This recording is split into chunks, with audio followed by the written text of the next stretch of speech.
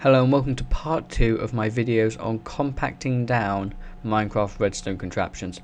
In part 1 we looked at a double piston extender, compared the two circuits of a good version and a bad version. So if you haven't seen that video, I suggest you go check it out. There'll be a link in the description and an on-screen annotation. In this video we're going to go over more ways of how Redstone works and where to use different things in different situations. So first we're going to look at vertical wiring. We have these three main methods which are very useful. We have glowstone logic, the tower of torches, and stone half slabs. So let's go over them. First, let's look at glowstone logic. Basically, we can transfer a signal instantly upwards and along the way transfer power across however we want it to, and drop off power at any points as we're going upwards. Very useful, fast, efficient, and one that I use very often. So let's have a look at how this works. Over here I've set up a little demonstration of how redstone wire travels up blocks. So let's switch these two on first. If there is a block blocking the way of a diagonal connection, then obviously no power will transfer upwards, but that's only if the block is a solid block. So there are these are the two types of the main types of blocks. We have the solid block and the transparent block, and then glowstone, which is a semi-transparent block. So transparent blocks won't block a redstone signal, they will allow it to travel straight upwards. Solid blocks will block the signal, but semi-solid blocks, i.e. glowstone, and technically sort of half slabs, will allow the power to travel upwards. But the differences between semi-solid and transparent, or semi-transparent and transparent, is you can place redstone items on top of a semi-solid block, such as redstone in this case. So here we can't place any redstone down. We can place a torch, but it's useless, it's just not going to do anything. There's no point of placing a torch on a glass block. We can't place a torch on glowstone, it just won't happen. So basically what's happening here is the redstone power is coming, and the glowstone block doesn't count for anything when it's travelling diagonally like so. So it can travel upwards, and then since it can travel onto the block here, we now have power here. And that's where this sort of glowstone logic comes in. I'll demonstrate it by making it here. So if we place a block here, it still allows the power to travel upwards because this doesn't change anything. So then we can put a piece of redstone on top of that, put another thing, doesn't change anything, and we can just continue this process of zigzagging the power upwards, like so, to there, this doesn't count for anything, up to there, this doesn't count for anything, and it just zigzags up and down, up, but not down. That's a quite crucial part.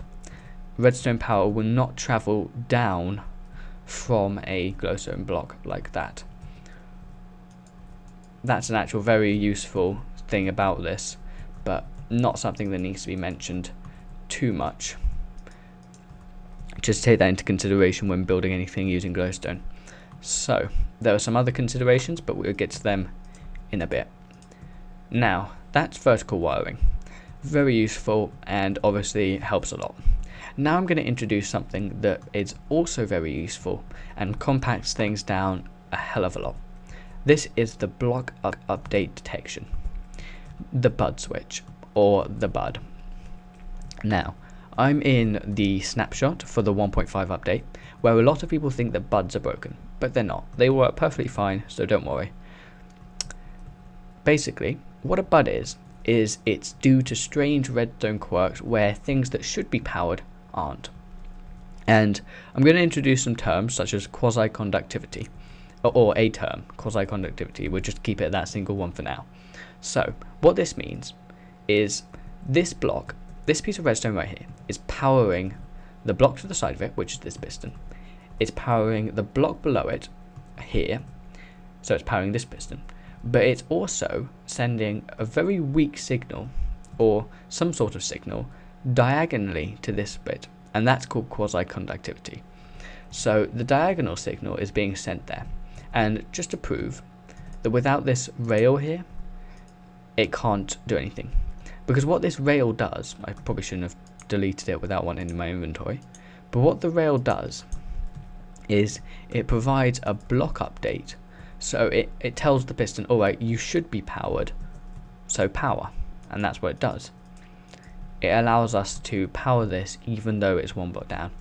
And if we wanted to do this without this, we'd have to use some sort of more complicated system to transfer the power around the place, which is far from ideal. So that's one way of doing it. Another way, which is actually a far more superior way, is using a comparator block. Now, comparators provide constant updates. They have this looping system, which means that they're constantly basically checking for updates, meaning that you don't need to provide power to this. Basically, let's place say we had a powered rail there instead. It's not going to provide an update because this hasn't received power. But if we have a comparator like this, regardless, it will provide the update necessary to get this to move. So it means we can provide updates to things without having to provide power to that area. We can just constantly have this down here. And I'll show you some uses for that in a bit. So that's just the bud. Very useful. Definitely something to use or take into consideration when you're building things. A very nice thing. And yeah, let's move on to pulse limiters. First, I'm just going to check the time of the video. It's about 6 minutes. So I think I'm actually going to leave the pulse limiters to the next video.